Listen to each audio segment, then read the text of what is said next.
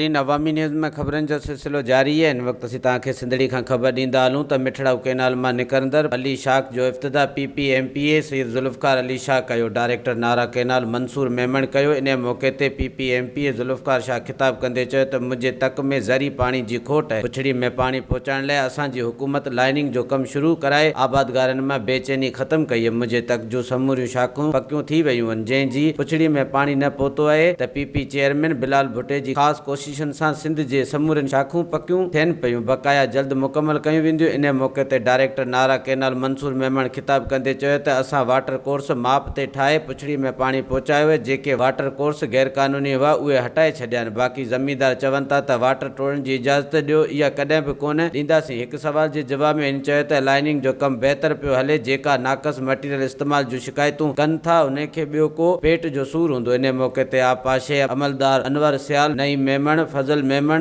Assistant commissioner Premchand, मुख्तियारकार बाबू, गुलाम Mustafa, UC chairman बाबू लक्ष्मण दास, असलम हाले पोटो, सिकंदर मरी ऐं ॿियनि शिरकत कई। वधीक ख़बरनि ऐं तफ़सील जे लाइ विज़िट कयो असांजी वेबसाइट awamiNewsHD.com ऐं ॾिसंदा रहो अवामी न्यूज़ HD।